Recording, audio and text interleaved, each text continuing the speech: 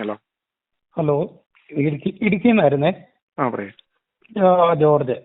ആ ഞാൻ വിളിച്ചതേ, ഞാൻ വിസ്മൃതന്റെ വീഡിയോകൾ ഇങ്ങനെ കാണാറുണ്ട്. ഓക്കെ. അപ്പോൾ ഞാൻ ഈ കത്തോലിക്ക സഭയിലുള്ള കാര്യങ്ങളൊക്കെ ഇങ്ങനെ പറയുന്നത് കേട്ടിട്ടുണ്ട്. അപ്പോൾ ഞാൻ ഒരു 2 വർഷമായിട്ട് ഞാൻ അതിൽ നിന്ന് പിന്മാറി നിൽക്കുന്ന ഒരാളാണ്, കത്തോലിക്ക സഭയിൽ നിന്ന്. കാരണം എന്ന് വെച്ച് കഴിഞ്ഞാൽ വചനവിരുദ്ധമായ കാര്യങ്ങളാണ് സഭകളിലെ എല്ലാ കാര്യങ്ങളും നടക്കുന്നതെന്ന് എനിക്ക് ബൈബിൾ വായിച്ചപ്പോൾ ബോധ്യമായി. അപ്പോൾ അതിൻ്റെ അടിസ്ഥാന ഓരോ കാര്യങ്ങൾ ഞാൻ ബൈബിളിൽ നിന്ന് ഇങ്ങനെ വായിച്ച് നോക്കുമ്പോൾ എല്ലാ കാര്യങ്ങളും തന്നെ 99% കാര്യങ്ങളും വചനവിരുദ്ധമായ കാര്യങ്ങളാണ്.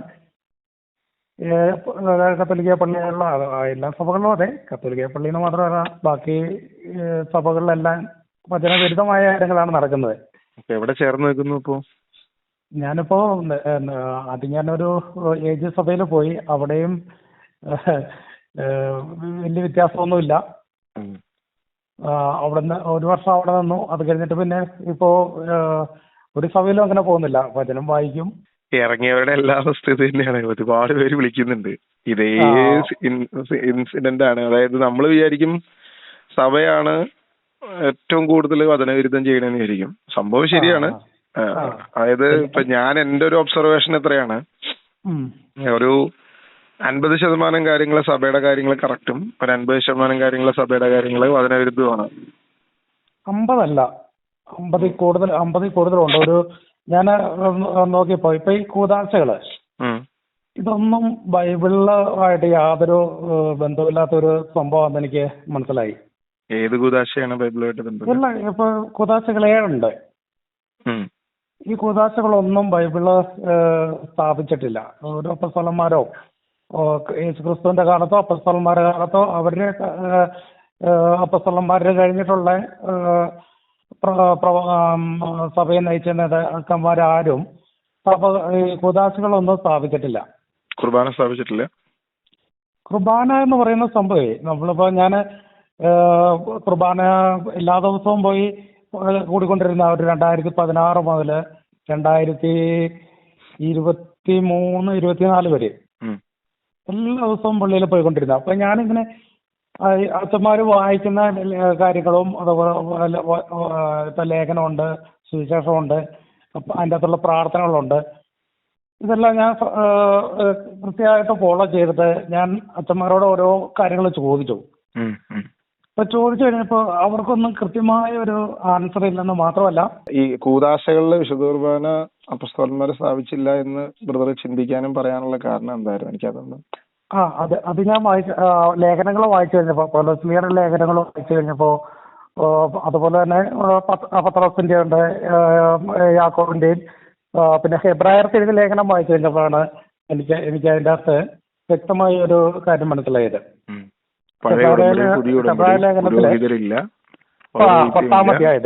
ഉടമ്പടി പൂർത്തിയായി. ഇതൊക്കെയല്ലേ 6 ഒടുങ്ങി 7 ഒടുങ്ങി അധ്യായങ്ങൾ 7 ഒടുങ്ങി 10 വരെയുള്ളത് വായിച്ചപ്പോഴേക്ക് പ്രശ്നം വരുന്നത്. ഈ പുരോഹിതന്മാരുടെ കാലഘട്ടം എന്ന് പറഞ്ഞു കഴിഞ്ഞാല് പഴയ നിയമത്തിലായിരുന്നു.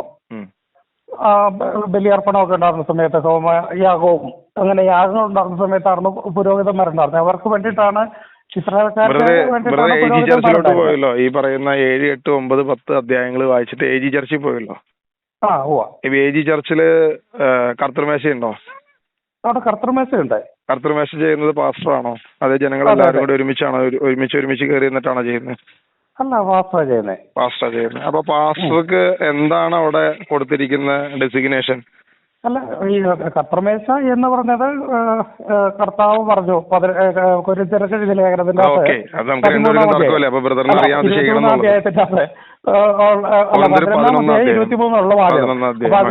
അല്ല, ഇത് ചെയ്യണം എന്നുള്ളതിന് ബ്രദറിനും തടസ്സമില്ല. പാസ്റ്ററാണ് ചെയ്യുന്നത്. ഓക്കെ. അപ്പൊ ഒരു വ്യക്തിയാണ് അവിടെ ചെയ്യുന്നത്. ഇനി ആ വ്യക്തിയുടെ പേര് പാസ്റ്റർ എന്നാണോ, ആ വ്യക്തിയുടെ പേര് പുരോഹിതൻ എന്നാണോ എന്നുള്ളതാണ് പിന്നെ അവിടുത്തെ ഒരു പ്രശ്നം. ഇത്രയേ ഉള്ളൂ ഇതിനകത്ത്. ഞാൻ പറഞ്ഞ പുതിയ നിയമത്തില് കർത്താവ് യേശുക്രിസ്തു പൊന്നു ബ്രദർ, ഇതിനകത്ത് വരുന്നൊരു സംഭവം എന്നറിയാമോ? ഇപ്പൊ ബിനു എന്ന് പറയുന്ന ഒരു വ്യക്തി ചിലപ്പോ ഇന്നലെ കൃഷ്ണൻ എന്ന് പറഞ്ഞ പേരിലായിരിക്കും അറിയപ്പെട്ടിരുന്നത്. അതെ, ആള് ക്രിസ്ത്യാനിയായിന്ന് വെച്ചിട്ട് കൃഷ്ണൻ എന്ന് പറഞ്ഞ പേര് ചിലപ്പോൾ മാറ്റണം എന്ന് നിർബന്ധമൊന്നുമില്ല. ഇപ്പൊ അനിൽ അയ്യപ്പൻ അയാള് അതിന് ഹിന്ദുവാണ്. ഉം. ഹിന്ദുവായിരുന്നു. ആ, അപ്പൊ ഉവ്വ. ആ ഇത് ഉപേക്ഷിച്ച് പുള്ളി ക്രിസ്തു ആയി കഴിഞ്ഞപ്പോ, ക്രിസ്തുവിനെ പറഞ്ഞു കഴിഞ്ഞപ്പം അന്ന് മുതല് പുള്ളി അനിൽ അയ്യപ്പൻ എന്ന് തന്നെ അറിയപ്പെടുന്നു. അല്ലാതെ അപ്പന്റെ അതെ, പേരൊന്നും അതെ. മാറ്റിയിട്ടൊന്നുമില്ല. ഇല്ലില്ല, ഞാൻ പുള്ളിയുടെ യൂട്യൂബ് കാണാറുണ്ട് ഇടയ്ക്കൊക്കെ. അപ്പോ ഇവിടത്തെ പ്രശ്നം ഈ പറയുന്ന പെന്തക്കോസ്തക്കാർ ഇതിനകത്ത് പറയുന്ന ഒരു പ്രധാനപ്പെട്ട വാദം എന്ന് പറയുന്നത്, ഈ അച്ഛന്മാര് എന്തോ മന്ത്രവാദികൾ ചെയ്യുന്ന പോലെ ചെയ്യുന്നു, അല്ലെങ്കിൽ പഴയ നിയമ പൗരോഹിത്യം ചെയ്യുന്നു എന്നുള്ളതാണ്. പഴയ നിയമ പൗരോഹിത്യം ഇവിടെ ആരും ചെയ്യുന്നില്ല. അല്ല, ഞാൻ ഇത് പറഞ്ഞ ഇത് ഇവിടെ ഇപ്പുറത്തെ ലേഖനത്തിന്റെ അകത്ത് ഞാനൊന്ന് പറഞ്ഞു തരട്ടെ, അത് കഴിഞ്ഞിട്ട് ഇതൊന്ന് പറഞ്ഞിട്ട് മരിച്ചു ഉയർത്തു. ഇതൊന്ന് പറഞ്ഞിട്ട് പഴയ നിയമത്തിലെ പുരോഹിതന്മാര് മരിച്ചു പോകുന്നു. ഞാനൊന്ന് പറഞ്ഞിട്ട് പറഞ്ഞോ പ്ലീസ്. ഈ പാസ്റ്റർ ആയാലും മരിക്കുന്നുണ്ട്. ഈ പറയുന്ന കർത്തൃമേശ എടുക്കുന്ന പാസ്റ്റർ ആണെങ്കിലും മരിക്കുന്നുണ്ട്. അപ്പൊ പാസ്റ്റർക്ക് പിന്നെ മരിക്കാൻ പാടില്ല. അല്ലെങ്കിൽ അങ്ങനെയാണെന്നുണ്ടെങ്കിൽ ഈ പറയുന്ന വാദം, നിങ്ങൾ പറയുന്ന വാദത്തിന് എന്തെങ്കിലും കഴമ്പുണ്ടെന്നുണ്ടെങ്കിൽ അപ്പൊ പാസ്റ്റർ മരിക്കും, ഇവിടുത്തെ പുരോഹിതനും മരിക്കും. ഞാൻ നിത്യ പുരോഹിതനാണ് പറഞ്ഞത്. പാസ്റ്ററും മരിക്കും, ഇവിടുത്തെ പുരോഹിതനും മരിക്കും, സകലനും മരിക്കും. ഇതിനകത്ത് മാറ്റമൊന്നുമില്ല. ഞാൻ അതുകൊണ്ടാണ് പത്രോസ് അപ്പോസ്തലൻ പറഞ്ഞത്. അങ്ങനെ മരിച്ചു പോകുന്നവർക്ക് ഈ ആശയം ഞാനൊന്ന് പൂർത്തിയാക്കട്ടെ, എന്നിട്ട് ബ്രദർ പറയാം. അപ്പൊ ബ്രദർ മനസ്സിലാവും, എനിക്ക് മനസ്സിലാവും. ഓക്കെ. ഇവിടെ ഒരു സ്ഥലത്ത് പാസ്റ്റർ എന്ന് വിളിക്കുന്നു, മറ്റൊരു സ്ഥലത്ത് പ്രീസ്റ്റ് എന്ന് വിളിക്കുന്നു. ഇത്രയും വ്യത്യാസമുള്ളൂ ഇതിൻ്റെ അകത്ത്. രണ്ടുപേരും ചെയ്യുന്ന കാര്യങ്ങളൊക്കെ ഒന്ന് തന്നെ. പക്ഷേ പ്രീസ്റ്റ് എന്നുള്ളത് പഴയ നിയമത്തിൽ അങ്ങനെ ഒരു വാക്ക് കിടക്കുന്നതുകൊണ്ട്, ഓൾഡ് ടെസ്റ്റ്മെന്റിൽ അങ്ങനെ ഒരു വാക്കുള്ളതുകൊണ്ട് അവന്മാരൊക്കെ കള്ളന്മാരാണ് എന്ന് പറയുന്നതാണ് ഇപ്പോഴത്തെ പെന്തക്കോസ്ത് രീതി. ഇതാണ് ഹെബ്രായ ലേഖനം വായിക്കുമ്പോൾ ഈ മനുഷ്യന് പറ്റുന്ന എല്ലാവരുടെയും തെറ്റ്. അതേ അവിടെ പ്രീസ്റ്റ് മരിച്ചു, ഇനിയിപ്പോൾ അതുകൊണ്ട് പ്രീസ്റ്റ്ഹുഡ് അല്ലെങ്കിൽ ആ പ്രീസ്റ്റ്ലി സംഭവങ്ങൾ പുറത്തേക്ക് വരുന്നില്ല. എന്നാൽ അപ്പോസ്തലൻ തന്നെ പത്രോസിന്റെ ലേഖനത്തിൽ കൃത്യമായിട്ട് പറഞ്ഞേക്കാം, നിങ്ങളെല്ലാം രാജകീയ പുരോഹിത ഗണമാണ്. ഇത് ഈ അപ്പോസ്തലൻ ചുമ്മാ വായിട്ടടിച്ചതല്ല. ഇത് ലേവ്യ പുസ്തകത്തിലുള്ള പ്രവചനത്തിന്റെ പൂർത്തീകരണം കൂടിയാണ്. അല്ല, അത് പറഞ്ഞപ്പോഴാണ് ഒരു മിനിറ്റ്. ഈ അപ്പോസ്തലന്മാരെ 12 അപ്പോസ്തലന്മാരുണ്ടായിരുന്നു. അവര് 12 പേര് യഹൂദന്മാരല്ലേ? ആ യഹൂദന്മാരുടെ രാജകീയ പുരോഹിത ജനം എന്ന് പറയുന്നത് കർത്താവ് എന്ന് പറഞ്ഞാൽ എന്റെ സ്വന്തം ജനം, എന്റെ വംശം എന്ന് പറഞ്ഞിരിക്കുന്നത്. അപ്പൊ യഹൂദന്മാർക്ക് മാത്രം ഉള്ളത്, ബാക്കിയുള്ള വിജാതീയരൊക്കെ എന്ന് പറഞ്ഞാൽ ഇപ്പൊ ഇന്നത്തെ കൃപായുഗത്തില് വന്നിരിക്കുന്നത്. സെപ്പറേഷൻ ഉണ്ടോ? യഹൂദന്മാരും വിജാതീയരും തമ്മിൽ സെപ്പറേഷൻ ഉണ്ടോ? രണ്ടുപേർക്ക് രണ്ട് സുവിശേഷമാണോ? അതെ. അത് തന്നെയാണ് പ്രശ്നം. രണ്ടുപേർക്ക് രണ്ട് സുവിശേഷം എന്ന് പറയുന്നത് ക്രിസ്തുവിനെ വിഭജിച്ചു. സ്നാപയോഗ്നം മാനസാന്തരത്തിന്റെ സുവിശേഷം പ്രസംഗിച്ചു. ഒറ്റ മിനിറ്റ്. അതായത് യേശു ക്രിസ്തുവിന്റെ സുവിശേഷം രണ്ടായിട്ട് വിഭജിക്കുക, ഒന്ന് പൗലോസിന്, ഒന്ന് അപ്പോളോസിന്. ഇത് തന്നെയാണ് ഏറ്റവും വലിയ പ്രശ്നം അവിടുത്തെ. ഈ പുതിയ പഠനം, അതായത് ഈ യൂട്യൂബിൽ കുറെ ക്ലാസ്സുകൾ ഇടുന്നുണ്ട്. യഹൂദർക്കുള്ള സുവിശേഷമല്ല, വിജാതിയർക്കുള്ള സുവിശേഷം. രണ്ട് സുവിശേഷമാണ്. പൗലോസ് അപ്പോസ്തലൻ വിജാതിയരുടെ അപ്പോസ്തലൻ മാത്രമാണ്. പൗലോസ് അപ്പോസ്തലൻ പറഞ്ഞ ലേഖനങ്ങൾ അത് വിജാതിയർക്കുള്ളതും ബാക്കിയുള്ളത് യഹൂദർക്കുള്ളതും. ഈ സെപ്പറേഷൻ തിയറി വന്നു തുടങ്ങിയിട്ട് ഒരുപാട് കാലം ആയില്ല, ഒരു കൂടി വന്ന 19 വർഷമായിട്ടുള്ള ഈ സെപ്പറേഷൻ തിയറി എന്ന് പറയുന്നത് ശരിക്കും പറഞ്ഞാൽ കറക്റ്റ് ക്രിസ്തുവിനെ വിഭജിച്ച് പഠിപ്പിക്കുന്നതാണ്. ക്രിസ്തുവിനെ വിഭജിച്ച് പഠിപ്പിച്ചാലേ കറക്റ്റ് മനസ്സിലാവുള്ളൂ എന്ന് അവന്മാർ പറഞ്ഞുകൊണ്ടിരിക്കുന്നത്. പക്ഷെ ഇതിനെതിരെയാണ് പൗലോസ് അപ്പോസ്തലൻ വ്യക്തമായിട്ട് പറഞ്ഞത്. ക്രിസ്തു വിഭജിക്കപ്പെട്ടിരിക്കുന്നതോ? അപ്പോസ്തലൻ പൗലോസും പത്രോസും ഈ കാര്യം പറഞ്ഞിട്ടുണ്ട്. പത്രോസ് പറയുകയാണ്, പൗലോസിന് വെളിപ്പെട്ടത് തന്നെയാണ് ഞങ്ങൾക്ക് വെളിപ്പെട്ടത്, യാതൊരു വ്യത്യാസമില്ല. അല്ല, പൗലോസിന് വെളിപ്പെട്ട കാര്യങ്ങള് ക്രിസ്തുവിനോട് കൂടെ നടന്നു പഠിച്ചതാണ് 12 അപ്പോസ്തലന്മാര്. പൗലോസ് എന്ന് പറഞ്ഞ ക്രിസ്തുവിന്റെ കൂടെ നടന്നതല്ല. അപ്പൊ ഈ ക്രിസ്തുവിന്റെ കൂടെ നടന്നിട്ടും കർത്താവ് പറഞ്ഞത് പരിശുദ്ധാത്മാവ് വരുമ്പോ നിങ്ങളെ ബാക്കിയുള്ളത് പഠിപ്പിക്കും എന്നുള്ള പറഞ്ഞു. അപ്പൊ അതെവിടെ കൊണ്ടുവയ്ക്കും? അതെ. അപ്പൊ ഞാൻ പറഞ്ഞു വന്ന് പൂർത്തിയാക്കില്ല. 12 അപ്പോസ്തലന്മാര് യേശുക്രിസ്തുവിന്റെ കാലത്ത് യേശുക്രിസ്തുവിനോട് കൂടെ നടന്ന ആൾക്കാര്, അവർ യഹൂദന്മാരായിരുന്നു. അല്ല, അത് കഴിഞ്ഞിട്ടും പരിശുദ്ധാത്മാവ് വരുമ്പോ ബാക്കി പഠിപ്പിക്കും എന്ന് പറഞ്ഞേ. അത് തന്നെയല്ലേ പൗലോസിനെ പഠിപ്പിച്ച നേരിട്ട് പരിശുദ്ധാത്മാവ്. നിങ്ങൾ ഈ പറയുന്ന കാര്യങ്ങള് ആദ്യം തിരിച്ചറിയേണ്ട ഒരു സാധനം, ക്രിസ്തുവിനെ വിഭജിക്കാൻ പാടില്ല എന്നുള്ളതാണ്. അത് വിജാതിയർക്കായാലും സ്വജാതിയർക്കായാലും ഒന്ന് തന്നെയാണ്. ആദ്യമായിട്ട് വിജാതിയർക്ക് വേണ്ടി സുവിശേഷം പറഞ്ഞ പോലും പത്രോസാണ്. അതെങ്ങനെയാ 12 അപ്പോസ്തലന്മാരുടെ യേശുക്രിസ്തു പറഞ്ഞത്, നിങ്ങള് യെരൂശലേം വിട്ടു പോകരുത്, വിജാതിരുടെ പട്ടണത്തിൽ കിടക്കരുത്, ശമര്യയുടെ പട്ടണത്തിലും വിജാതിരുടെ പട്ടണത്തിലും പോകാതെ നിങ്ങൾ കാണാതെ ഇസ്രായേൽക്കാരുടെ വീടുകളിലേക്ക് തന്നെ പോയി അവരെ പറഞ്ഞതാ? അത് ക്രിസ്തുവിന്റെ കാലത്ത്. അത് കഴിഞ്ഞ് കഴിഞ്ഞിട്ട് അവസാനം മാർക്കോസിന്റെ സുവിശേഷം, മത്തായിയുടെ സുവിശേഷം, അവസാനത്തെ മത്തായി 28:18 മുതൽ താഴോട്ടൊന്ന് വായിച്ചു. നിങ്ങൾ ലോകം മുങ്ങും പോയി സകല സൃഷ്ടികളോടും സുവിശേഷം പ്രസംഗിക്കും. അപ്പോസ്തല പ്രവൃത്തി 1:8 മുതൽ വായിച്ചു നോക്കി. നിങ്ങൾ സമരിയായാലും യൂദായാലും ലോകത്തിന്റെ അറ്റം വരെ പോകും. അപ്പൊ ഇത്രയും പ്രബോധനം കിടക്കുമ്പോ അപ്പൊ പിന്നെ പത്രോസ് ആണ് വിജാതിയരുടെ അപ്പോസ്തലൻ, വിജാതിയർക്ക് വേണ്ടിട്ട് ആദ്യം സുവിശേഷം പറഞ്ഞെന്ന് പറഞ്ഞപ്പോ ബ്രദർ എന്തിനാ ചിരിച്ചേ? അല്ല, ഞാൻ പറഞ്ഞ പത്രോസിനോട് കൊർന്നേലിയോസിന്റെ ഭവനത്തിലേക്ക് പോകാൻ പറഞ്ഞു കഴിഞ്ഞപ്പോ പത്രോസ് എന്നാ പറഞ്ഞേ? വിജാതിയരിലേക്ക് പോകുന്നതും വിജാതിയരോട് സമ്പർക്കം ചെയ്യുന്നതും. അതെ, അതൊരു പ്രോഗ്രസീവ് റിലേഷനാണ്. കാര്യങ്ങൾ അവർക്ക് മനസ്സിലായി വരുന്നേ ഉള്ളൂ. അവർക്ക് വെളിപ്പെട്ട് വരുന്ന കാര്യങ്ങളിലേക്ക് അതാണ് പരിശുദ്ധാത്മാവ് പഠിപ്പിക്കുന്നു പറഞ്ഞ്. യേശു പഠിപ്പിച്ച കാര്യങ്ങളോട് കൂടെ തന്നെ 40 ദിവസം കൂടെ നടന്ന കാര്യങ്ങൾ പറഞ്ഞു കൊടുത്തോടുകൂടി തന്നെ അവരുടെ ഓരോ സ്റ്റെപ്പുകളിലും പരിശുദ്ധാത്മാവ് അവരെ നടത്തുകയായിരുന്നു. അതാണ് കൊർന്നേലിയോസിന്റെ കാര്യത്തില്. കൊർന്നേലിയോസിന്റെ ഭവനത്തിലേക്ക് പോകുമ്പോൾ വിജാതീയർക്ക്, അതാ ഞാൻ വിശുദ്ധീകരിച്ചതിന് നീ അശുദ്ധമെന്ന് കരുതുന്നുവോ? അപ്പൊ ദൈവത്തിന്റെ വിശുദ്ധീകരണം അത് വിജാതീയർക്കും സ്വജാതീയർക്കും ഒരുപോലെ ഉള്ളതാണ്, യാതൊരുവിധ വ്യത്യാസവും ഇല്ല എന്ന് പത്രോസിന് പറയുകയും പത്രോസ് അത് എഴുന്നേറ്റ് എന്ന് കൊർന്നേലിയോസിന്റെ ഭവനത്തിൽ പോയി പറയുകയും ചെയ്തു, അവിടെ പ്രസംഗിക്കുകയും ചെയ്തു. എന്നിട്ട് പറഞ്ഞു പരിശുദ്ധാത്മാവ് വന്ന് ഇവരുടെ മേലെ പിന്നെ സ്നാനവെള്ളം കൊടുക്കണേന് എന്നെ കുഴപ്പമെന്ന് വെച്ചിട്ട് പത്രോസ് തന്നെ സ്നാനം കൊടുപ്പിച്ചു. ഇതെല്ലാം ചെയ്ത് കഴിഞ്ഞിട്ട് പറയാ വിജാതീയരുടെ അപ്പോസ്തലൻ പൗലോസ് മാത്രമാണെന്ന് പറയുന്നത് എന്ത് ഭോഷ്കാത്?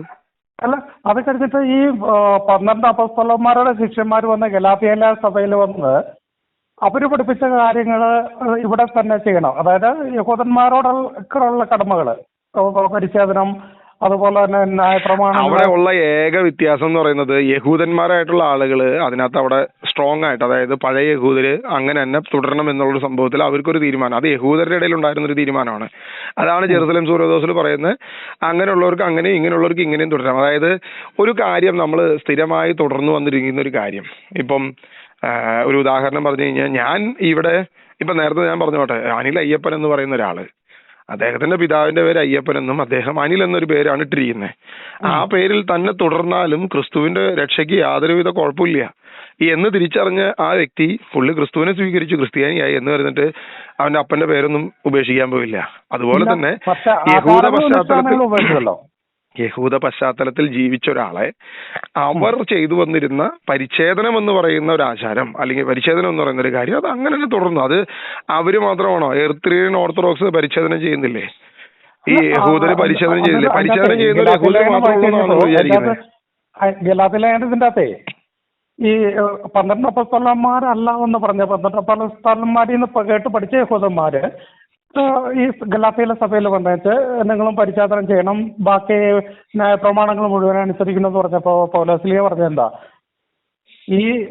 എന്റെ ഈ സുവിശേഷം മറച്ചു കളയാനായിട്ട് വന്നു, അത് കലക്കി ഈ 12 അപ്പോസ്തലന്മാരിൽ നിന്ന് വന്നതല്ല, ഗലാത്യ സഭയില് മറ്റേ യഹൂദരായിട്ടുള്ള ആളുകളിൽ നിന്നും വന്ന ഒരു പ്രശ്നമാണ്. ജെറുസലേം സൂനോദോസ് പോലും എന്താണ് ബേസിക് എന്നുള്ളത് പോയെന്ന് പഠിച്ചു നോക്കുക. അപ്പോസ്തല പ്രവൃത്തി 15 ഈ ബാക്കിയുള്ള 12 അപ്പോസ്തലന്മാരിൽ നിന്നും സുവിശേഷത്തിലേക്ക് വന്നു എന്ന് കരുതി അവരെല്ലാം ആ 12 അപ്പോസ്തലന്മാർ പറഞ്ഞ അതേ കാര്യം തന്നെ തുടരുകയല്ല. ഓരോ ദിവസവും ഓരോ മാർപ്പാപ്പന്മാരായിരുന്നു അന്നത്തെ കാലത്ത്. നമ്മൾ ഈ വിചാരിക്കുന്ന പോലെയല്ല. ചരിത്രം പഠിച്ചു കഴിഞ്ഞു കഴിഞ്ഞാൽ, അതായത് അപ്പസ്തോലന്മാർ സുവിശേഷം പറഞ്ഞു അവര് പോയി പിന്നെ സുവിശേഷം പിന്നെ പ്രചരിക്കുകയാണ്. അതാണ് ആദ്യ കാലഘട്ടങ്ങളിൽ വന്ന ഹെരസികള്, തെറ്റായ പഠനങ്ങൾ കുറച്ചൊന്നുമല്ല. അവര് കേട്ടറിഞ്ഞതും മനസ്സിലാക്കിയതുമായിട്ടുള്ള ഒരുപാട് ഹെററ്റിക് ആയിട്ടുള്ള സ്റ്റഡീസ് അവര് തന്നെ തുടർന്നുകൊണ്ടിരുന്നു. അങ്ങനെ തുടർന്നതിന് പ്രധാനപ്പെട്ട വിഷയമായിരുന്നു ഈ പറയുന്ന പരിച്ഛേദനം എന്ന് പറയുന്ന പ്രശ്നം. കാലത്തെ ജെറുസലേമില് വലിയ പ്രശ്നങ്ങൾ ഉണ്ടായി കഴിഞ്ഞപ്പോ 12 അപ്പോസ്തലന്മാരല്ലാത്ത ബാക്കിയുള്ള വിശ്വാസികളെല്ലാം പല രാജ്യങ്ങളിലേക്ക് ചെതറിപ്പോയി. അപ്പൊ 12 അപ്പോസ്തലന്മാർ അവിടെ തുടർന്നു. അപ്പോ അങ്ങനെ അവരവിടെ തുടരുകയും ബാക്കിയുള്ളവർ പല ദേശങ്ങളിലേക്ക് പോയി പല രാജ്യങ്ങളിലും. സെഫാനോസിന്റെ മരണത്തിന് ശേഷം അപ്പോസ്തല പ്രവൃത്തി 8 എടുത്ത് വായിക്കുക. സെഫാനോസിന്റെ മരണത്തിന് ശേഷം 8-ാം അധ്യായം തുടക്കം തന്നെ പറയുന്നത് അവിടെ സമരിയായിൽ സുവിശേഷം പ്രസംഗിച്ചു എന്ന് പറഞ്ഞു കഴിഞ്ഞപ്പോൾ സമരിയായിലേക്ക് അപ്പോസ്തലന്മാർ പോകാൻ തുടങ്ങി. അവിടെ നിന്നൊക്കെയാണ് സ്പ്രെഡ് ആവാൻ തുടങ്ങിയത്. അതൊന്നും ഇല്ലാന്നൊന്നും പറയുന്നില്ല. ഞാൻ പറയുന്നത് ഒരു പ്രോഗ്രസീവ് റെവലേഷൻ ആണ് ക്രിസ്ത്യാനിറ്റി എന്ന് പറയുന്നത്. അല്ലാതെ ഒറ്റ ദിവസം എല്ലാം കൂടി പഠിച്ച് എല്ലാം കൂടി പൊട്ടിപ്പുറപ്പെട്ടൊരു സംഭവം അല്ല അത്. പെന്തക്കോസ്ത് നാളിൽ ക്രിസ്ത്യാനിറ്റി സ്റ്റാർട്ട് ചെയ്യപ്പെടുകയും എന്നാൽ അതിന്റെ പഠനങ്ങളെക്കുറിച്ച് അല്ലെങ്കിൽ ഇതിന്റെ അടിത്തറയെക്കുറിച്ച് ഓരോ ദിവസവും കാര്യങ്ങൾ ഗ്രഹിച്ചു വരികയും മനസ്സിലാക്കി വരികയും ചെയ്തതാണ്. ഈ കാര്യത്തെയാണ് എന്ത് ചെയ്യുന്നത്, പഴയ കാര്യം എടുത്ത് വെച്ചിട്ട് പുതിയ കാര്യം എടുത്ത് വിഭജിച്ച് വെക്കുന്നത്, രണ്ടാക്കി വെക്കുന്നത്. ഇവിടെയാണ് പൗലോസ് വേറെ പത്രോസ് വേറെ എന്ന് പറഞ്ഞിട്ട് വെക്കുന്നത്. ഇതിനെ പൗലോസ് തന്നെ ശുദ്ധമായിട്ട് വിമർശിച്ചിട്ടുണ്ട്. വൃത്തിയായിട്ട് പറഞ്ഞിട്ടില്ല, എനിക്ക് വെളിപ്പെട്ട എന്റെ സുവിശേഷം. അതിന്റെ മോളിൽ തന്നെ വായിക്കി, എഫേസ്യ ലേഖനമല്ലേ നിങ്ങൾ ഈ പറയുന്നത്, അതിന്റെ തൊട്ട് മോളിൽ പറഞ്ഞ എന്റെ സുവിശേഷം എന്ന് പറയുന്നില്ല, ഇത് തന്നെ അപ്പോസ്തലന്മാർക്ക് വെളിപ്പെട്ടു എന്ന് പറഞ്ഞിരിക്കുന്നത്. പോയി വായിച്ചു നോക്ക്. പറഞ്ഞോ പൗലോസിന്റെ ലേഖനങ്ങൾ വായിച്ചിട്ട് പത്രോസ് തന്നെ ഇപ്പൊ പറഞ്ഞ വചനം പറഞ്ഞോ. എഫേസ്യ ലേഖനം അല്ലേ? ഏതാ, 3 അല്ല, എഫേസ്യ ലേഖനല്ല ഞാൻ പറഞ്ഞത്, ഗലാത്യ ലേഖനം അല്ലായിരുന്നു പറഞ്ഞേ. അല്ല, ഇപ്പം എനിക്ക് വെളിപ്പെട്ടതെന്ന് പറഞ്ഞല്ലേ? എനിക്ക് വെളിപ്പെട്ട എന്റെ സുവിശേഷം, ഈ സുവിശേഷ പ്രകാരം ആയിരിക്കും അവസാനം. എഫേസ്യസ് 3 അല്ലേ നിങ്ങൾ ഈ പറയുന്നത്? അല്ല, ഞാൻ വാക്യവും അധ്യായം കൃത്യമായിട്ട് ഓർക്കുന്നില്ല. എഫേസ്യസ് 3:3 ഞാൻ വായിക്കാം. ഞാൻ മുമ്പ് ചുരുക്കമായി നിങ്ങൾക്ക് എഴുതിയിട്ടുള്ളത് പോലെ വെളിപ്പാട് വഴിയാണ് രഹസ്യം എനിക്ക് അറിവായത്. അത് വായിക്കുമ്പോൾ ക്രിസ്തുവിന്റെ രഹസ്യത്തെ കുറിച്ചുള്ള എനിക്ക് ലഭിച്ചിരിക്കുന്ന ഉൾക്കാഴ്ച എന്നത് നിങ്ങൾക്ക് മനസ്സിലാക്കാം. ഇപ്പോൾ അവിടുത്തെ വിശുദ്ധരായ അപ്പസ്തോലന്മാർക്കും പ്രവാചകന്മാർക്കും പരിശുദ്ധാത്മാവിനാൽ വെളിവാക്കപ്പെട്ടതുപോലെ മറ്റ് തലമുറകളിൽ മനുഷ്യർക്ക് ഇത് വെളിവാക്കപ്പെട്ടിരുന്നില്ല. ഈ വെളിപാടനുസരിച്ച് വിജാതീയർ കൂട്ടവകാശികളും ഒരേ ശരീരത്തിലെ അംഗങ്ങളും സുവിശേഷത്തിൽ യേശുക്രിസ്തുവിന്റെ വാഗ്ദാനത്തിന്റെ ഭാഗവാക്കുകളുമാണ്. ദൈവത്തിന്റെ കൃപാവരത്താൽ ഈ സുവിശേഷത്തിന്റെ ശുശ്രൂഷകനായി അവിടുത്തെ ശക്തിയുടെ പ്രവർത്തനത്തിന്റെ ഫലമായിട്ട് എനിക്ക് ഈ കൃപാവരം ലഭിച്ചത്. അപ്പൊ പൗലോസിന് മാത്രം കിട്ടിയെന്നാണ് പൗലോസ് അവകാശപ്പെടുന്നത്.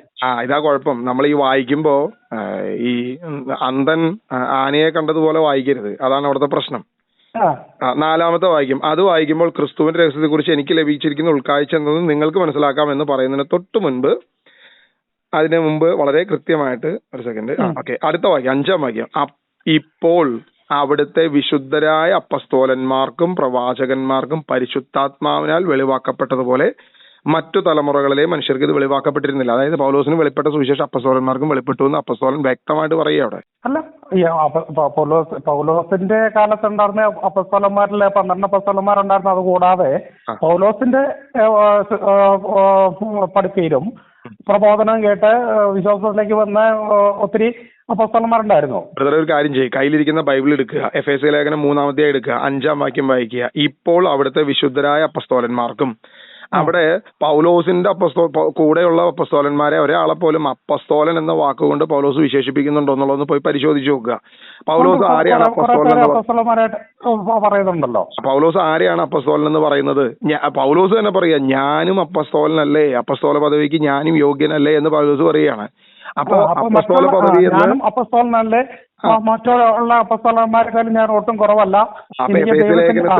എഫേസ്യ ലേഖനത്തിൽ ഇവിടെ അപ്പസ്തോലന്മാരെന്ന്, ഇപ്പോൾ അവിടുത്തെ വിശുദ്ധരായ അപ്പസ്തോലന്മാർക്കും പ്രവാചകന്മാർക്കും പരിശുദ്ധാത്മാവിനാൽ വെളിവാക്കപ്പെട്ടതുപോലെ മറ്റു തലമുറകളെ മനുഷ്യർക്ക് ഇത് വെളിവാക്കപ്പെട്ടിരുന്നില്ല. അതായത് എനിക്ക് ലഭിച്ച വെളിപാട്, പൗലോസ് അപ്പസ്തോലനായ എനിക്ക് ലഭിച്ച വെളിപാട് പഴയ കാലത്ത് ഓൾഡ് ടെസ്റ്റ്മെന്റ് റെവലേഷനിൽ ഉണ്ടായിരുന്നില്ല. എന്നാൽ ന്യൂ ടെസ്റ്റ്മെന്റ് റെവലേഷനിൽ ഇവർക്ക് എല്ലാവർക്കും വെളിപ്പെട്ടത് തന്നെയാണ് എനിക്ക് വെളിപ്പെട്ടതെന്ന് പൗലോസ് അപ്പസ്തോലൻ പറയുന്നതിനാണ് നിങ്ങൾ ഈ വളച്ചൊടിച്ചു കൊണ്ടുപോകുന്നത്. അപ്പസ്തോലന് മാത്രം വിജാതിയർക്ക് വെളിപ്പെട്ടു എന്ന് പറയുന്നത്. അതാ ഞാൻ പറഞ്ഞത്, ഈ അന്ധൻ ആനയെ കണ്ട പോലെ വായിക്കുമ്പോഴൊരു പ്രശ്നമാണിത്. ഞാനത് വായിച്ചു കഴിഞ്ഞപ്പോ, എനിക്ക് കുറെ അധ്യായങ്ങൾ വായിച്ചു കഴിഞ്ഞപ്പോ പൗലോസിലേക്ക് മറ്റുള്ളവർക്ക് കിട്ടാതിരുന്ന ഇതിപ്പോ പുതിയതൊന്നുമല്ല, കുറെ പേരായിട്ട് തുടങ്ങിയിരിക്കുന്ന ഒരു സാധനമാണ്. ഗേറ്റ് മിനിസ്ട്രി എന്നൊക്കെ പറഞ്ഞിട്ട് കുറെ ടീമുകൾ ഇപ്പൊ ഇറങ്ങിയിട്ടുണ്ട്. ഇവന്മാരുടെയൊക്കെ ഉദ്ദേശം ഈ വിഭജിച്ച് പഠിപ്പിക്കില്ല, ക്രിസ്തുവിനെ വലിച്ചു കീറലാണ്, ക്രൂശിനെ വലിച്ചു മാറ്റലാണ്. ഇത് സാത്താനികമാണെന്ന് മനസ്സിലാക്കാൻ യാതൊരു വിധ വലിയ വെളിപ്പാടൊന്നും വേണ്ട. ബൈബിള് നല്ല രീതിയിൽ അവർ വായിക്കുന്ന വചനം തന്നെ, അല്ലെങ്കിൽ അവർ പറയുന്ന വചനം തന്നെ, അതിന്റെ മുകളിലും താഴെയും കൂടി ഒന്ന് അവരുടെ ആശയം നമ്മൾ ഹൃദയത്തിൽ കയറ്റാതെ വെറുതെ ഒന്ന് വായിച്ചു നോക്കിയാൽ കാര്യം ക്ലിയർ ആണ്. അപ്പൊ ഇത് മനസ്സിലാക്കാതെ ഇത് കുറെ കത്തോലിക്കരെ പുള്ളി നശിപ്പിച്ചിട്ടുണ്ട്. എനിക്ക് നന്നായിട്ട് അറിയാം, ഒരുപാട് കത്തോലിക്കരെ പുള്ളി നശിപ്പിച്ചു വെച്ചിട്ടുണ്ട്. യഹൂദർക്ക് മാത്രമാണിത്, വേറെ ആർക്കും ഇല്ല. ഇതിന് ഇവന്മാരൊന്നും ചരിത്രം പഠിക്കാനായിട്ട് യാതൊരു താല്പര്യമില്ല. ചരിത്രം പഠിച്ചു കഴിഞ്ഞാൽ, ഇനി ചരിത്രം നമ്മൾ പറഞ്ഞു കഴിഞ്ഞാൽ ഇവന്മാർ പറയും അത് കത്തോലിക്കലുണ്ടാക്കിയ ചരിത്രമല്ലേ. എടാ, ബൈബിളിന്റെ ചരിത്രമാകട്ടെ, ബൈബിളിന്റെ ന്യൂ ടെസ്റ്റ്മെന്റിന്റെ എല്ലാ സംഭവങ്ങളാകട്ടെ, നമ്മൾ എവിടെ നോക്കിയാലും ഇപ്പൊ ഒരു ഗുരു ഒരു കാര്യം പഠിപ്പിച്ചാൽ അതിന്റെ ശിഷ്യന്മാരായിരിക്കും സ്വാഭാവികമായിട്ട് അത് എഴുതി വെക്കുകയും അതിന്റെ ചരിത്രം കുറിച്ച് വെക്കുകയും ചെയ്ത. അത് ഇന്ന് വരെ അങ്ങനെയാണ് ചരിത്രം കിടക്കുന്നത്. അപ്പൊ ഈ കാര്യം പറയുമ്പോൾ, ചരിത്രം പറയുമ്പോൾ മാത്രം അത് നേരെ തിരിക്കുകയായിരിക്കും. കാരണം ഈ പൗലോസ് അപ്പസ്തോലൻ പോലും, നിങ്ങൾ ഈ പറയുന്ന പൗലോസ് അവിടെ യഹൂദർക്ക് വേണ്ടി മാത്രമാണോ കർത്തൃമേശ ചെയ്തത്? അല്ല, വിജാതിയർക്കും കർത്തൃമേശ ചെയ്തു എന്നുള്ളത് വളരെ ക്ലിയർ ആണ്. എന്നിട്ട് പറയാണ് അല്ല, രാജകീയ പുരോഹിതം എന്ന് പറയുന്നത് പൗലോസിലെ പഠിപ്പിക്കുന്ന മുഴുവൻ വിജാതിയരുടെ ശുശ്രൂഷകനാണ് ഞാൻ. ആ വിജാതിയരുടെ ശുശ്രൂഷകനാണ് എന്ന് പറയുന്നത് തന്നെ പൗലോസ് അപ്പോസ്തലൻ അപ്പോസ്തല പ്രവൃത്തിയിൽ പറയുന്നുണ്ട്. നിങ്ങളോട് ആദ്യം സുവിശേഷം പ്രസംഗിക്കേണ്ടിയിരിക്കുന്നു, നിങ്ങളുടെ തിരസ്കാരം വിജാതിയർക്ക് രക്ഷയായി മാറി എന്ന് പറഞ്ഞിട്ടാണ് പിന്നെ അതിന്റെ ഒരു ഓർഡർ പറയുന്നത്. പൗലോസിലെ ആദ്യം പ്രസംഗിച്ചത് മറ്റേ യഹൂദരുടെ സിനഗോഗുകളിലാണ് പഠിപ്പിച്ചു തുടങ്ങിയത്. അവരോട് സുവിശേഷം പറഞ്ഞിട്ട് അവർ അംഗീകരിച്ചില്ല. ആദ്യം മുഴുവൻ സിനഗോഗി തന്നെയായിരുന്നു. മാത്രമല്ല അടുത്ത സ്ഥലത്തേക്ക് എന്നാലും പൗലോസ് അപ്പോസ്തലനോട് സിനഗോഗി പോവാതിരിക്കുന്നൊന്നുമില്ല, അവിടെ പിന്നെ സിനഗോഗി പോകുന്നുണ്ട്. അപ്പൊ പൗലോസ് അപ്പോസ്തലൻ യഹൂദർക്ക് വേണ്ടിയല്ല, പൗലോസ്ലീനെ ഏറ്റവും കൂടുതൽ ഉപദ്രവിച്ചത് ഈ അത് പൗലോസ്ലീനെ മാത്രമല്ല, എല്ലാവരെയും ഉപദ്രവിച്ചത് യഹൂദരൊക്കെ തന്നെയാണ്. കാരണം അത് എപ്പോഴും അങ്ങനെ തന്നെയല്ലേ. ഇപ്പൊ നിങ്ങളിപ്പം ബ്രദർ ഇപ്പം എന്റെ യൂട്യൂബ് ചാനൽ എടുത്ത് നോക്കുക, എനിക്ക് ഏറ്റവും കൂടുതൽ എതിർ കമന്റ് വരുന്നത് കത്തോലിക്കരുടെ ഇടയിന്നല്ലേ. ഞാൻ കത്തോലിക്കനല്ലേ, ഞാൻ ഇപ്പോഴും. അപ്പൊ പിന്നെ അതന്നെ അങ്ങനെ തന്നെ നമ്മള് സ്വാഭാവികമായിട്ടും ഇതിനെ എതിർക്കാൻ നിന്ന് കഴിഞ്ഞാൽ, അല്ലെങ്കിൽ തെറ്റാണെന്ന് പറയുകയും ഒരു വ്യക്തതയെ കൊടുക്കാൻ ചെന്ന് കഴിഞ്ഞാൽ സുവിശേഷം പറയുന്നത് നമ്മുടെ കൂട്ടത്തിലുള്ളവരായിരിക്കും നമ്മൾ ആദ്യം എതിർക്കുന്നത്. അതിൽ യാതൊരു വ്യത്യാസം ഉണ്ടാവില്ല. അത് നമ്മൾ ആദ്യം തിരിച്ചറിയുന്നതാണ്. ഞാനൊരു യാത്ര പോകാനായിട്ട് റെഡി ആയിട്ട് നിൽക്കുന്നതിന് മുമ്പാണ് ബ്രദർ എന്നെ വിളിച്ചത്. ഓക്കെ, നമ്മൾ 25 മിനിറ്റ്. എനിക്ക് ഒറ്റ റിക്വസ്റ്റേ ഉള്ളൂ, നമുക്ക് സംസാരിക്കാം, ഇനി സംസാരിക്കാം ബ്രദർ, എപ്പോഴെങ്കിലും വിളിച്ചോളൂ. എനിക്ക് ഒറ്റ റിക്വസ്റ്റേ ഉള്ളൂ ഈ ഒരു കാര്യത്തില്. നമുക്ക് വരാം തീർച്ചയായിട്ടും വരാം. ഞാൻ ഇതിനകത്തുള്ള ഒരു ഒറ്റ കാര്യം മാത്രം, അതായത് ഒന്ന്, ക്രിസ്ത്യാനിറ്റി എന്ന് പറയുന്ന ഒരു പ്രോഗ്രസീവ് റെവലേഷൻ ആണ്. ഇത് കൃത്യമായിട്ട് ബൈബിൾ നമ്മളെ പഠിപ്പിക്കുന്ന കാര്യമാണ്. അത് അപ്പസ്തോലൻ അല്ല, യേശു പറഞ്ഞ കാര്യമാണ്. പരിശുദ്ധാത്മാവ് വരുമ്പോൾ നിങ്ങൾ പരിശുദ്ധാത്മാവിന്റെ വഴിയിലൂടെ നിങ്ങൾ നടത്തും. അത് ശരിക്കും പറഞ്ഞാൽ അനുദിനം ആദിമ സഭയിലൊക്കെ കൃത്യമായിട്ട് നടത്തിക്കൊണ്ടിരുന്നു. അതല്ലാതെ ഒറ്റ ദിവസം കൊണ്ട് എല്ലാം മനസ്സിലാക്കുകയല്ല. അപ്പൊ പൗലോസ് അപ്പസ്തോലന് വെളിവായതും പത്രോസിന് വെളിവായതും അപ്പസ്തോലന്മാർക്ക് വെളിവായതും ഒരേ സുവിശേഷം തന്നെയാണ്. ക്രിസ്തുവിനെ വിഭജിക്കാൻ പാടില്ല എന്ന് പറഞ്ഞ ആൾ തന്നെയാണ് പൗലോസ്. നിങ്ങൾ അപ്പോളോസിന്റെയാണ്, ഞാൻ പൗലോസിന്റെയാണ്. അപ്പോളോസാണോ നിങ്ങൾക്ക് വേണ്ടി മരിച്ചത്? പൗലോസാണോ നിങ്ങൾക്ക് വേണ്ടി മരിച്ചത്? അല്ല, ക്രിസ്തുവാണ് നിങ്ങൾക്ക് വേണ്ടി മരിച്ചത്. അപ്പോൾ ക്രിസ്തുവിനെ വിഭജിക്കാതെ അത് വിജാതിയർക്കും സ്വജാതിയർക്കും യഹൂദർക്കും ഒരേ കാര്യം തന്നെയാണ് പറഞ്ഞിരിക്കുന്നത്. ഇത് ഈ സെപ്പറേഷൻ തിയറി എന്ന് പറയുന്നത് സാത്താനികമാണ്. അത് പിശാചി കൊണ്ടുവന്നൊരു തിയറിയാണ്. അത് മനസ്സിലാക്കണമെങ്കിൽ നമ്മൾ അതിന്റെ മുകളിലും താഴെയും പഠിക്കണം. അതിന്റെ കൂടെ ചില ചരിത്രങ്ങളും കൂടി മനസ്സിലാക്കണം. അപ്പൊ ചരിത്രം പഠിക്കുമ്പോൾ ഇന്ന് 2000 വർഷം മുമ്പുള്ളൊരു കാര്യം വന്നിട്ട് പറയുമ്പോൾ ചരിത്രത്തിന്റെ യാതൊരുവിധ അടിസ്ഥാനവും ഇല്ലാതെ പറഞ്ഞാൽ മാത്രമാണ് നമുക്ക് ഈ ഒരു സാധനം, ഈ ഒരു തിയറി കൊണ്ടുവരാൻ പറ്റത്തുള്ളൂ. എന്നാൽ ചരിത്രം പഠിക്കുമ്പോൾ വളരെ ക്ലിയർ ആയിട്ട് അപ്പസ്തോലൻ പഠിപ്പിച്ച, പൗലോസ് ആകട്ടെ പത്രോസ് ആകട്ടെ അപ്പസ്തോലന്മാരാകട്ടെ, അവരുടെ ലേഖനങ്ങളിലോ അവരുടെ പ്രബോധനങ്ങളിലോ ഒരിക്കലും ഈ ഒരു തിയറി, ഈ ഒരു സെപ്പറേഷൻ തിയറി അവർ പഠിപ്പിച്ചിട്ടില്ല. ഇതിപ്പോ അവസാന കാലത്ത് വെളിപ്പെട്ടു എന്ന് പറയുന്ന കുറെ ആളുകളാണ് ഇപ്പൊ ഈ സംഭവം കൊണ്ടുവരുന്നത്. അപ്പൊ അതുകൊണ്ട് അങ്ങനെ പഠിക്കുന്നതിൽ കുഴപ്പമില്ല, പക്ഷെ പഠിച്ചു കഴിഞ്ഞാൽ പോകുന്ന അവസ്ഥ ഇതാണ്. രണ്ട് വഴിക്ക് പോകത്തുള്ളൂ, പലതും ഇഗ്നോർ ചെയ്യും. അപ്പൊ സുവിശേഷത്തിലെ പല കാര്യങ്ങളും നമുക്ക് വേണ്ട എന്ന് പറയുന്ന രീതിയാണ് ഇപ്പൊ കടന്നു വരുന്നത്. അത് യഹൂദർക്കുള്ളതും ബാക്കിയുള്ളത് നമുക്കുള്ളതും. അത് തന്നെ ശരിക്കും പറഞ്ഞ പക്ക പൈശാചികമാണ്. അപ്പൊ അതുകൊണ്ട് ബ്രദർ അത് ശ്രദ്ധിക്കുന്നത്. ഓരോ സുവിശേഷ സമ്പൂർണ്ണ ബൈബിളിനകത്ത് പഴയ നിയമമുണ്ട്, പുതിയ നിയമമുണ്ട്. അപ്പൊ അതിന്റെ അകത്ത് പഴയ നിയമങ്ങൾ മുഴുവൻ യഹൂദന്മാരുടെ കാര്യങ്ങളാണ്. അതിന്റെ അകത്ത് പ്രതിപാദിക്കുന്ന കാര്യങ്ങൾ മുഴുവൻ യഹൂദനെ സംബന്ധിച്ചുള്ളതാണ്. ആ യഹൂദനെ തെരഞ്ഞെടുത്തത് എന്തിനാണെന്നും എന്തിനാണ് 12 ഗോത്രങ്ങളെ തെരഞ്ഞെടുത്തതെന്നും ഒക്കെ പഴയ നിയമം പഠിച്ച വ്യക്തമായിട്ട് മനസ്സിലാവും. അപ്പൊ അതൊന്നും മനസ്സിലാക്കാതെയാണ് യുവമാർ ഈ തിയറി. കർത്താവായ യേശുക്രിസ്തു ഒരു ഭൂമിയിലേക്ക് അവതരിക്കാൻ വേണ്ടിയിട്ട് ദൈവത്തിന്റെ ഒരു സ്വന്തം ജനത്തിന് ദൈവം തെരഞ്ഞെടുത്തു. പൗലോസ് ലാസ്റ്റ് പറഞ്ഞേക്കാ, യഹൂദര് തിരസ്കരിക്കപ്പെടുമെന്ന് നിങ്ങൾ വിചാരിക്കരുത്. യഹൂദരും തിരസ്കരിക്കപ്പെടത്തില്ല, തെരഞ്ഞെടുക്കപ്പെടും. ആ പറഞ്ഞ പൗലോസിന്റെ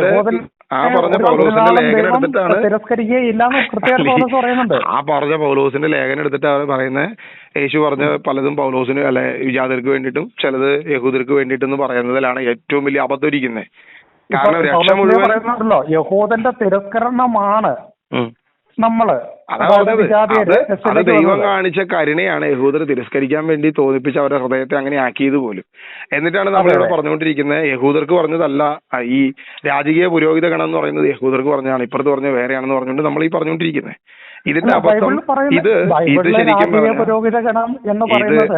ശരിക്കും പറഞ്ഞാൽ നമ്മുടെ പ്രശ്നം എന്ന് വെച്ചാൽ അത് യഹൂദരെ സംബന്ധിച്ച് മാത്രമാണെന്ന് വെറുതെ പറഞ്ഞോ, കുഴപ്പമില്ല, വെറുതെ പറഞ്ഞിട്ടിരുന്നോ.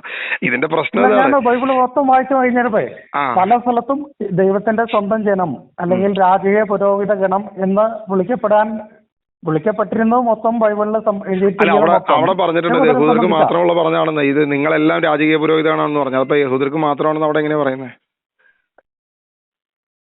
പത്രോസിന്റെ ലേഖനം യഹൂദർക്ക് മാത്രമാണ് എഴുതിയിരിക്കുന്നത്. പത്രോസിന്റെ ലേഖനം യഹൂദരോട് മാത്രമുള്ള ഒരു പ്രബോധനമാണ് ഇരിക്കുന്നത്. അതന്നെ പരിശുദ്ധാത്മാവിന് പൊട്ടത്തരം പറ്റിയോ?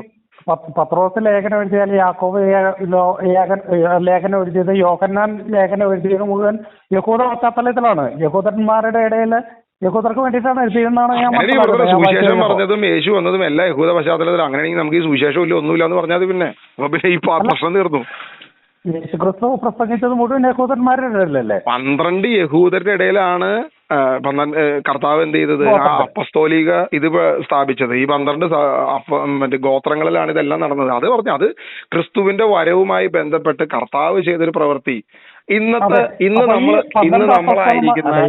നമ്മളായിരിക്കുന്ന സഭയില്, ഇന്ന് ബ്രദറായിരിക്കുന്ന കത്തോലിക്ക സഭയില് കർത്താവ് വന്നു കഴിഞ്ഞാൽ, ഇന്ന് നമ്മളായിരിക്കുന്ന തെരഞ്ഞെടുത്തത് തന്നെ ഈ 1000 ആണ്ട് വാഴ്ചയില് അവർക്ക് 12 ഗോത്രങ്ങളെയും 12 സിംഹാസനങ്ങളിൽ നിന്ന് അവരെ നയിക്കാൻ, അവരെ വിധിക്കാൻ, അവരെ ഭരിക്കാനുള്ള അവകാശം ഈ 12 അപ്പോസ്തലന്മാർക്കാന്ന് കർത്താവ് തന്നെ അവരോട് പറഞ്ഞിട്ടുണ്ട്. അത് നാടകത്തിന് വേണ്ടിയിട്ടാണോ? അല്ല. പിന്നെ അത് പറയുന്നതിൽ അർത്ഥമില്ല. മെയിനുള്ള സംഭവം എന്തിനാണ് യഹൂദ സമൂഹത്തെ അല്ലെങ്കിൽ 12 ഗോത്രത്തെ, ഇസ്രായേലിലെ 12 ഗോത്രങ്ങളെ നിങ്ങൾ ഭരിക്കുമെന്നാണ് പറഞ്ഞത്. അവർക്ക് ഓർത്തിരിക്കുന്ന പ്രോമിസ് ആണ്. ഒരു സെക്കൻഡ്. അതായത് അബ്രഹാമിനെ വിളിച്ച് ഇസ്ഹാക്കിനെ തെരഞ്ഞെടുത്ത് യാക്കോബിലേക്ക് വന്ന് 12 ഗോത്രങ്ങളിലേക്ക് വന്ന് ഇസ്രായേൽ എന്നുള്ള സമൂഹത്തെ കൊടുത്ത് മോശയിലൂടെ കൃത്യമായ കൽപ്പന കൊടുത്ത് ഇത്രയും സ്ട്രിക്റ്റ് ആയിട്ടുള്ള ഒരു സമൂഹത്തെ ഉയർത്തിയെടുത്തതിന്റെ കാരണം വളരെ ക്ലിയർ ആണ്. ഇന്ന് കേരളത്തില് നമ്മുടെ സമൂഹത്തിന്റെ ഇടയിലാണ് യേശു വരണമെന്നുണ്ടെങ്കിൽ യേശു ഇന്നത്തെ ഗ്ലോറിഫൈ ചെയ്യപ്പെടത്തേ ഉള്ളൂ. ഒരിക്കലും മരണപ്പെടാനൊന്നും പോകുന്നില്ല. കാരണം ഇന്നിപ്പോ ഇവിടെ മനുഷ്യ ദൈവങ്ങൾ കൂടുതലുള്ള ഒരു കേരളത്തില് യേശു വന്ന് ഇത്രയും അത്ഭുതമൊക്കെ ചെയ്തു കഴിഞ്ഞു കഴിഞ്ഞാൽ സ്വാഭാവികമായും യേശുവിനെ എല്ലാവരും ഏറ്റെടുക്കത്തേ ഉള്ളൂ. അപ്പൊ യേശു കാൽവരി ക്രൂശിൽ മരിക്കണം എന്ന് പറയുന്ന ആ ഒരു രക്ഷ, ലോകത്തിന്റെ രക്ഷയ്ക്ക് വേണ്ടിയിട്ട് ശരിക്കും പറഞ്ഞ യഹൂദനെ പോലും തെരഞ്ഞെടുത്തത്. യഹൂദൻ എന്ന് പറയുന്ന ആ ഒരു കൺസെപ്റ്റ് പോലും ദൈവം എടുത്തത് ഈ യഹൂദനെ മാത്രം പിടിച്ച് രാജകീയ പുരോഹിതമാക്കി മാറ്റി നിർത്താനല്ല, ലോക ജനതയെ മുഴുവൻ ദൈവം തെരഞ്ഞെടുത്ത് രാജകീയ പുരോഹിത ഗണമാക്കുക എന്ന് പറയുന്ന ദൈവത്തിന്റെ ഒരു ഉദ്ദേശ പദ്ധതിക്ക് വേണ്ടിയിട്ടാണ് ദൈവം എന്ത് ചെയ്യുന്നത്?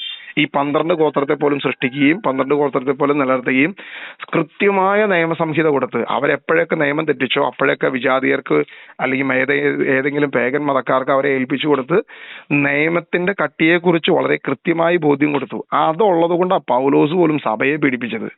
അപ്പൊ ഇത് മനസ്സിലാക്കാതെ വന്നിട്ട് പറയാണ് പുരോഹിത ഗണം എന്ന് പറയുന്നത് യഹൂദർക്ക് മാത്രമാണ് എന്ന് പറയുമ്പോൾ ദൈവം, നമ്മൾ പറഞ്ഞു വെക്കുന്ന ഒറ്റ കാര്യമുള്ളൂ ബ്രദറെ, നമ്മള് അബ്രഹാം തുടങ്ങി താഴോട്ടുള്ള ചരിത്രം പഠിച്ചിട്ട് അതിനു മുൻപ് ആദം എന്ന് പറയുന്ന ഒരൊറ്റ പൊതു പൂർവികനിൽ നിന്നാണ് സകല മനുഷ്യരും എന്ന് പറഞ്ഞ ആ ഒരു വിഷയത്തെ നമ്മൾ എന്ത് ചെയ്യുന്ന വളരെ കാലത്തോടുകൂടി പ്രളയത്തില് ലോകത്തെ ന്യായം വിധിച്ചു.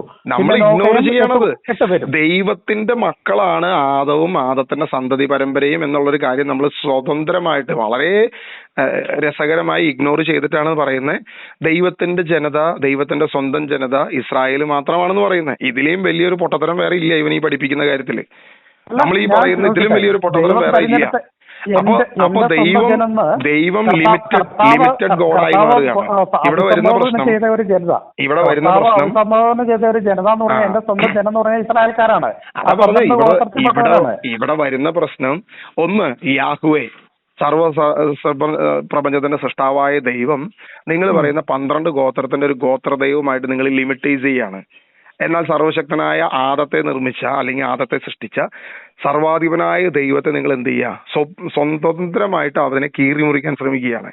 രാജകീയ പുരോഹിത ഗണം ഇസ്രായേൽ മാത്രമാണെന്ന് പറയുമ്പോൾ ഇസ്രായേലിന്റെ മാത്രം ദൈവമാണ് എന്ന് പറയുമ്പോൾ ബൈബിളിന്റെ അകത്ത് എഴുതി വെച്ചിരിക്കുന്ന കാര്യം പറഞ്ഞേ. അതാ പറഞ്ഞു, ബൈബിൾ വായിക്കാം. ബൈബിൾ വായിക്കുമ്പോൾ ബൈബിളിന്റെ അകത്ത് എഴുതിയിരിക്കുന്ന വചനങ്ങൾ ഒറ്റ വചനം എടുത്തിട്ട് നിങ്ങളൊരു ഉപദേശം കൊണ്ടുവരുമ്പോ അല്ലെങ്കിൽ കുറച്ച് ലേഖനങ്ങളില് നിങ്ങൾ എന്റെ രാജകീയ പുരോഹിത ഗണമായിരിക്കുമെന്ന് പല സ്ഥലത്ത് ഇസ്രായേലിനോട് വാഗ്ദാനം പറയുന്നുണ്ട്. ആ വാഗ്ദാനം തന്നെയാണ് ഞാൻ പറഞ്ഞ ലേവ്യ പുസ്തകത്തിൽ വ്യക്തമായിട്ട് പറയുന്നു. സകലരും രാജകീയ പുരോഹിത ഗണമാകുന്ന ഒരു സംഭവത്തിലേക്കുള്ള ഒരു പ്രവചനത്തിന്റെ പൂർത്തീകരണവും കിടക്കുന്നുണ്ട്. നിങ്ങൾ എന്ത് അത് വായിക്കാത്തെ? അത് വായിക്കുമ്പോ വിജാതിയരുടെ രക്ഷയെ കുറിച്ച് അവിടെ വ്യക്തമായിട്ട് കിടക്കുന്നുണ്ട്. ആ പറഞ്ഞ കാര്യങ്ങളൊന്നും നിങ്ങൾ വായിക്കാതിരിക്കുകയും ഈ 12 ഗോത്രം മാത്രമാണ് ദൈവത്തിന്റെ സ്വന്തം ജനം എന്ന് പറയുമ്പോൾ നിങ്ങൾ അവിടെ ചെയ്യുന്ന ബോധപൂർവം ചെയ്യുന്ന ഒരു കാര്യമാണ് ദൈവത്തെ എന്ത് ചെയ്യുന്നു? ഒരു 12 ഗോത്രത്തിന്റെ വെറും ഗോത്ര ദൈവമായി നിങ്ങൾ മാറ്റുന്നു. ഒന്നാമത്തെ കാര്യം, ആദാമിൽ നിന്നൊരു പൊതുപൂർവികനിൽ നിന്നാണ് സകല മനുഷ്യരും ജനിച്ചത് എന്ന് പറയുന്ന കാര്യം നിങ്ങൾ അവിടെ വീണ്ടും ഇഗ്നോർ ചെയ്യുന്നു. എന്നിട്ട് ദൈവം എന്തോ ശക്തിയില്ലാത്ത പൗലോസ്ലിയ പറഞ്ഞിരിക്കുന്ന സ്വതന്ത്രനെന്നോ അടിമയെന്നോ അല്ലെങ്കിൽ യഹൂദനെന്നോ ഗ്രീക്കുകാരനെന്നോ വേറെ ഒരു രാജ്യ ഭാഷയോ വേറെ ഗോത്രോ ഒന്നും ഇല്ലാതെ ദൈവത്തിന്റെ കൃപയാല് നമ്മളെ വിളിച്ചിരിക്കുന്നു. അത് വിളിച്ചിരിക്കുന്ന പൗലോസ്ലിയ ഏതെങ്കിലും ഒരു വഞ്ചിയില് കാലിയോട്ട് പൗലോസ് അപ്പോസ്തലൻ തന്നെ പറഞ്ഞു, വിജാതീനോ സ്വജാതീനോ ഗ്രീക്കുകാരനോ റോമക്കാർ ആരും ഇല്ല, എല്ലാവരും ദൈവത്താൽ ആണെന്ന് പറഞ്ഞു. എന്നിട്ട് ബ്രദർ തന്നെ പറയാണ്, തൊട്ടപ്പുറത്ത് പറയാണ്, പൗലോസ് പറഞ്ഞു യഹൂദിന് മാത്രമാണ് രാജകീയ പുരോഹിതമെന്ന് പറഞ്ഞു. ഇത് രണ്ട് വഞ്ചിയിൽ കാലിയോട്ടാണ്. യേശുക്രിസ്തുവിന് ഈ ഭൂമിയിലേക്ക് വരാൻ അപ്പൊ ദൈവത്തിന്റെ സ്വന്തം ജനം യഹൂദര് മാത്രമാണെന്ന് ബ്രദർ തന്നെ ബ്രദറിന്റെ വായ കൊണ്ട് പറയുകയും ചെയ്യും. കുറച്ചു നേരം കഴിയുമ്പോൾ പൗലോസ് അപ്പോസ്തലൻ ഇങ്ങനെ പറയുകയും ചെയ്തു എന്ന് പറയും. അപ്പൊ ഇത് രണ്ട് വഞ്ചിയിൽ കാലിയോട്ടുന്ന പരിപാടി. അതാ ഞാൻ പറഞ്ഞ ബ്രദർ വളരെ വളരെ ശ്രദ്ധയോടുകൂടെ ബൈബിൾ ബാക്കിയുള്ളത് കൊണ്ട് ഇന്ന് വായിക്കുക. എന്നിട്ട് നമുക്ക് അടുത്ത ദിവസം ഒന്ന് സംസാരിക്കാം. ഞാനിപ്പോ ഒരു യാത്രയൊന്ന് പോവുക. ഓക്കെ, എനിക്ക് ഞാൻ എന്റെ ശബ്ദം ചിലപ്പോ ചില കാര്യത്തിൽ കയറുന്ന ഒറ്റ കാര്യമുള്ളൂ. എന്റെ രീതി അങ്ങനെയാണ്, അറിയാലോ. ഞാൻ ക്ലാസ്സുകൾ എടുക്കുമ്പോഴും അങ്ങനെ കാണാറുണ്ട്. അല്ല, ചില കാര്യങ്ങളിൽ വരുമ്പം ഞാൻ കുറച്ചും കൂടി സാധാരണ കാമൻ കോയിറ്റായിട്ട് സംസാരിക്കാൻ ശ്രമിക്കാറുണ്ടെങ്കിലും ചില കാര്യം വരുമ്പോൾ കുറച്ച് റൈസ് ആവും, ചിലപ്പോ കുറച്ച് കയറി വരും. അതിന്റെ കാരണം എന്റെ പണ്ടോടിയുള്ള രീതി അങ്ങനെയാണ്. അതല്ലാതെ ഒരിക്കലും എനിക്ക് യാതൊരു വ്യക്തിയോടും സ്നേഹക്കുറവോ ഒന്നുമില്ല. ബ്രദറിനെയും ഏതൊരു വ്യക്തിയെയും നമ്മൾ അതുപോലെ ബഹുമാനിക്കുന്നു. ആരുമാകട്ടെ, ഏത് വ്യക്തിയുമാകട്ടെ. എന്നെ സംബന്ധിച്ച് ഞാൻ എഴുതി വെച്ചിരിക്കുന്ന എനിക്ക് എൻ്റെ ഒരു ലോ ഉണ്ട്. അതായത് എന്റെ മുമ്പിൽ വരുന്ന ഏതൊരു വ്യക്തിയും ക്രിസ്തുവിന്റെ കൃപയാൽ ക്ഷണിക്കപ്പെടുന്ന ആത്മാവാണ്. അത് വിജാതീനാകട്ടെ സ്വജാതീനാകട്ടെ ആര് തന്നെ ആയാലും എനിക്ക് അതിനകത്ത് യാതൊരുവിധ വ്യത്യാസവും ഇല്ല. അപ്പൊ അതുകൊണ്ട് ആ ക്രിസ്തുവിന്റെ സ്നേഹത്തിൽ ആ വ്യക്തിയോട് സംസാരിക്കണം എന്ന് ആഗ്രഹമുണ്ട്. പക്ഷെ ചിലപ്പം നമ്മൾ ഈ പറയുന്ന വിഷയവുമായി ബന്ധപ്പെട്ട് ചിലപ്പോൾ ഇത്തിരി ശബ്ദം കയറി വരും, അത്രേ ഉള്ളൂ. അപ്പൊ അത് അങ്ങനെ എന്തെങ്കിലും വന്നിട്ടുണ്ടെങ്കിൽ എന്നോട് ക്ഷമിക്കുക. ദൈവം അനുഗ്രഹിക്കട്ടെ. ഓക്കെ, അപ്പൊ നമുക്ക് ബ്രദർ എപ്പോഴെങ്കിലും വിളിച്ചോ. ഞാൻ ഇന്നിപ്പോ ഒരു വഴിക്കൊന്ന് പോവാം. ഓക്കെ, ബ്രദർ, ദൈവം അനുഗ്രഹിക്കട്ടെ. God bless you. ഓക്കെ.